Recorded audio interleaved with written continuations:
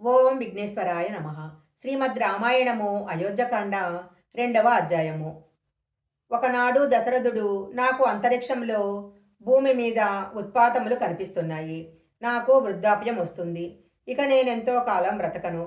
అందుకని నాకు ప్రియాతి ప్రియమైన సకల గుణాభిరాముడికి తొందరగా యువరాజ్య పట్టాభిషేకం చేసినట్లయితే ప్రజలందరూ సంతోషంగా ఉంటారు. ఇలా ఆలోచించి దశరథ మహారాజు తన మంత్రులను, ఇతర రాజులను, ప్రభుత్వ ఉద్యోగులను, జానపదులను, అయోధ్య పట్టణవాసులను మొదలైన వారినందరినీ పిలిపించి పెద్ద సమావేశం ఏర్పాటు చేశారు. రాముడికి తొందరగా యువరాజ్య పట్టాభిషేకం చేయాలనే తొందరలో కైకేయ రాజుకి జనక మహారాజు కబురు పంపలేదు.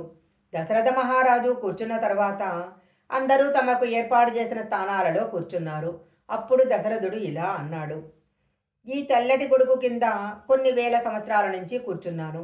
ఈ తెల్లని గొడుగు కింద కూర్చొని ఉండగానే నా శరీరానికి వృద్ధాప్యం వచ్చేసింది. ఇప్పుడు నా శరీరం విశ్రాంతిని కోరుకుంటుంది.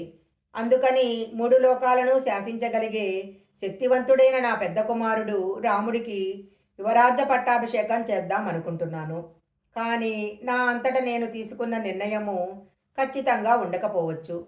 రాముడు నా పెద్ద కుమారుడన్న పక్షపాత బుద్ధితో నేను ఈ నిర్ణయం తీసుకొని ఉండవచ్చు. నేను న్యాయాన్యాయ విచారణ చేసి ఉండకపోవచ్చు. ఈ సింహాసనం మీద కూర్చునేవాడు ఈ రాజ్యాన్ని ధర్మబద్ధంగా పాలించాలి. ప్రజలను తన బిడ్డలుగా చూసుకోవాలి. రాముడు పట్టాభిషేకానికి అర్హుడు అని నేను అనుకుంటున్నాను. కానీ రాముడు అలాంటి వాడు అవునా కాదా అన్న విషయము మీరు విచారించండి. నిష్పక్షపాతంగా రాగద్వేషాలు లేకుండా ఆలోచించి నిర్ణయించండి. మీరందరూ కూడా రాముడు పట్టాభిషేకానికి అర్హుడు అని అనుకుంటే పట్టాభిషేకం చేస్తాను. మీరందరూ బాగా ఆలోచించి మీ నిర్ణయాన్ని చెప్పండి అన్నాడు. అక్కడున్న వాళ్ళందరూ ఒకేసారి సంతోషంగా గట్టిగా, దశరథ మహారాజా, మీరు చెప్పిన ప్రతిపాదనకు మేము అంగీకరిస్తున్నాము. వెంటనే రాముడికి యువరాజ్య పట్టాభిషేకం చేసేయి. రాముడు పట్టాభిషేకం చేయించుకొని ఏనుగు మీద ఎక్కి తెల్లటి గొడుగు కింద ఊరేగుతుంటే ఎప్పుడు చూస్తామా అని మా మనసులు ఉవ్విళ్ళుడుతున్నాయి అని వారందరూ అరిచిన అరుపుకి అక్కడున్న అంతఃపురమే కదిలిపోయిందా అన్నట్టుగా ఉంది. ఆ మాటలు విన్న దశరథుడు సంతోషించి వాళ్లను ఒక మాట అడిగాడు. కొన్ని వేల సంవత్సరాలుగా మీ అందరినీ కన్నబిడ్డలుగా చూసుకుంటూ ధర్మం తప్పకుండా పరిపాలన చేశాను.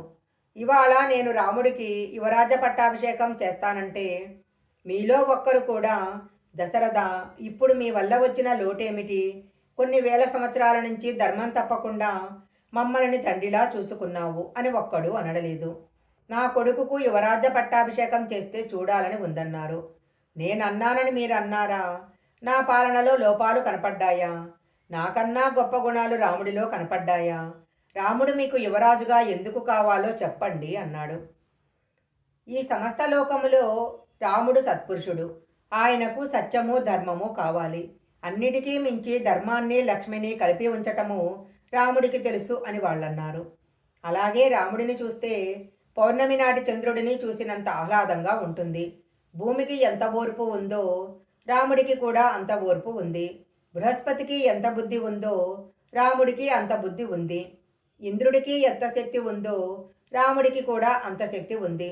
ఇన్ని గుణాలు ఉన్నాయి కాబట్టి మేము శ్రీరాముడిని రాజుగా కోరుకుంటున్నాము అన్నారు. అలాగే రాముడు లక్ష్మణుడితో కలిసి యుద్ధానికి వెళితే విజయం చేపట్టకుండా రాముడు రాడు. రాముడు చాలా కాలం యుద్ధం చేసి అయోధ్యకు తిరిగొస్తే లోపలికి వెళ్ళి సంతోషంగా ఆనందాలతో కాలం గడపడు.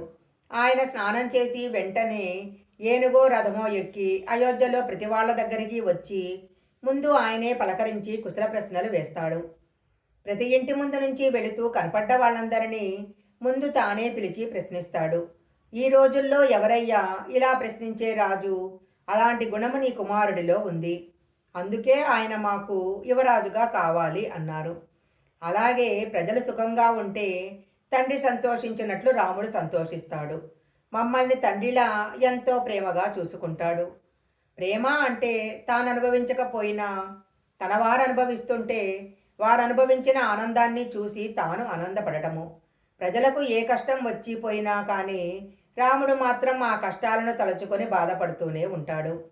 అసలేమీ తెలియనటువంటి జానపదులు, స్త్రీలు, పిల్లలు రాముడికి ఏమీ కానటువంటి వాళ్ళు రోజు గుడిలో రాముడు ఆరోగ్యంగా ఉండాలని, ఆయన మమ్మల్ని చక్కగా చూడాలి, ఆయన సంతోషంగా ఉండాలని ప్రార్థిస్తుంటారు.